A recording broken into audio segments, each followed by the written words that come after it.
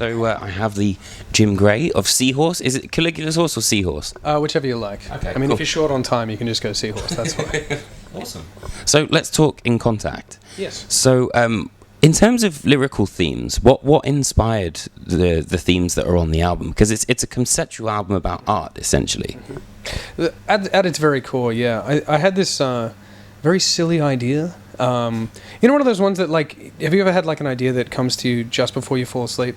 And you're just you're about to drop in and it's just like, no, I gotta go write this down, god damn it. And it was just this really silly concept where, maybe in the world in which this is set, every artist is just sort of able to kind of slightly remember a dream that we all previously shared, and then everybody's art is kind of a manifestation of trying to reach for that dream. And I was playing with that concept and sort of went, how do I turn that into like a musical context, which would be, and so that's a little bit sort of high, weird sci-fi for that, and we don't like to do that sort of thing. So we took it into a discussion about art and about the way that people approach art and how art is reflecting, like a reflection of, their struggle and their reach. And so like that theme of reach that I mentioned before is what permeates the entire album. So the 4 different artists, there's a painter, a sculptor, a poet, and a musician. And each of them is sort of going through something in their lives where they have to reach for something else. And that's what unites them and sort of connects the story. So what made you want to kind of have that as the crux of the story? It's sort of like, it happened by itself. Like, it's one of those ones where, you have an idea and you kind of start rolling with it. But once we sort of got stuck in, particularly the first story, it's To the Wind, which is about the painter. His whole story arc is based around the fact that he's an alcoholic who's relied on booze to continue what he's doing, and he's trying to get sober, but his audience is so demanding of him to create more work rather than disappear and kind of into his own happiness that he has to kind of sacrifice that in order to go and do that. And that's sort of something we wanted to discuss, because there's kind of a tendency when we talk about artists in general that they kind of have to be broken or they have to be suffering to be able to create stuff. And people kind of, I don't know, it's a form of porn for people in that way. So it's like, we didn't want to be sort of enhancing that. We wanted to sort of point out that flaw in the way we discuss art and the way that we look at artists. What about, like, concept albums in general? Are you a big fan of concept albums? I'm a fan of a concept album if it doesn't throw the story down your throat. Okay. You know what I mean? It's like, if you've got, like, for example, ours is in chapters, but the stories are completely separate from one another, and the characters are fleshed out in a way that's quite broad. So you could listen to the individual songs outside of the concept album and not find it to be weird or out of context.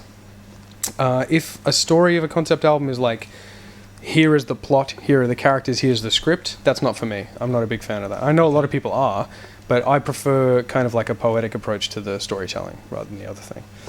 A lot of our fans, when they come and they either send messages or communicate with us and stuff like that, a lot of the time what they're talking about is that the music or the lyrics has kind of communicated something with them that has sort of made them feel something personal and helped them through a hard time. So again, at that stage, it's not about me or the story I want to tell or me, what I was feeling when I was writing that lyric. It's something that somebody can look at, read the story of that, and have it mean something to them. So yeah, I like to have a little bit of wiggle room in terms of its interpretation. So what about, progressive music in 2018? Where do you think it's going? Great question. I love seeing the bands that are kind of coming to the foray now. Bands like Leprous, Haken, Agent Fresco, that kind of like the new age, and in a smaller way, us, our mates in Nabla Viscaris from home as well.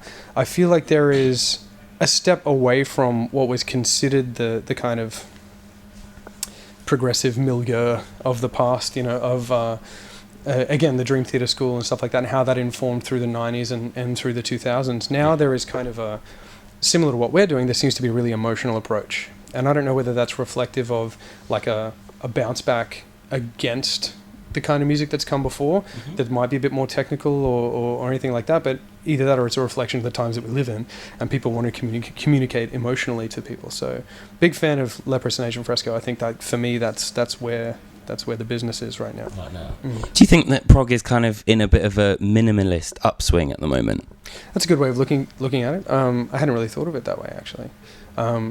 I mean, it's hard to say that anything to do with progressive music is minimalist, because I think the sort of the nature of it is like there is a complexity to it, whether that's a harmonic or a rhythmic complexity or difficulty of playing or whatnot. But I think like I can speak from our point of view, which is that like if there is technicality in what we're doing, for the most part, it's not overt, but it's sort of like slipped in there. It's like it's part of the song only because it's part of telling the story, not because we wanted to show off. So, you know, if like Sam, for example, is a huge fan of like Steely Dan, and so he loves his harmonic complexity. You can talk to him for a day about that, and you should, because it's interesting. But you know, none of that is shoehorned in there because we want it to be seen a certain way. It's put in there to add color and texture and tell the story. So, in terms of, you know, you as an artist, what was it that made you think, yeah, okay, I want to be a singer? I've basically been singing since I was 9. Right, like I sang in a cathedral choir. I had like a school scholarship through a cathedral choir as a kid, and that was awesome because your voice just develops. It really helped. Like when my voice was changing, it helped it change very naturally and very nicely. And I went on to study classical and then jazz voice at the Queensland Conservatorium in Brisbane. At home, I don't want to say home. I'm so far from. Soon. Yeah, but there was a certain point where I remember looking at a TV, and it was like one of the music channels. I can't remember which one, where System of a Down's "Chop Suey," the clip for that came on, and it just blew my tiny head off. I was just looking at it going, what was that? It was like a train going past, like right here. It's just whoosh, like what was that? Where I want to get on that train. And so there were a couple of little moments like that in that era which kind of made me like, yeah, I think I want to get on stage and do that. And basically from the age of 17 onwards, I was sort of making original music and been doing that ever since. What does In Contact mean to you? You know, not necessarily the name in terms of like the actual perception of the album and that kind of snapshot. To me, it's and I suppose every single band member will probably tell you something different here, which is awesome. But to me, it's about the characters, like really diving into the characters. I have really pleasant memories of writing like each of the chapters individually and kind of really getting to know who they are and how that was reflected. And I think my favorite to get to know was Ink from the 3rd chapter, the poet character, because he was really cynical and a bit of a schmuck. When you say get to know them, what do you mean? Sort of get to understand what's going on in their world, you know what I mean? So it's like, if somebody listens to this, they're not going to get necessarily the story or the world in which I depicted these characters or I pictured them. But the way that I pictured them and the depth that I went to into getting to understand their motivations and what was surrounding them, everything around their story, has definitely informed how the songs came about and what was told in the songs. So, for example, with Ink, there's a whole bunch of stuff with his brother and the world that he lives in and the city that's sort of crumbling around him that's only vaguely represented in the story arc. But to me, that's very real and there's a reason behind all of it. So, yeah, it's all about the characters for me. Thank you so much for having a chat, man. Cheers. Thanks, dude.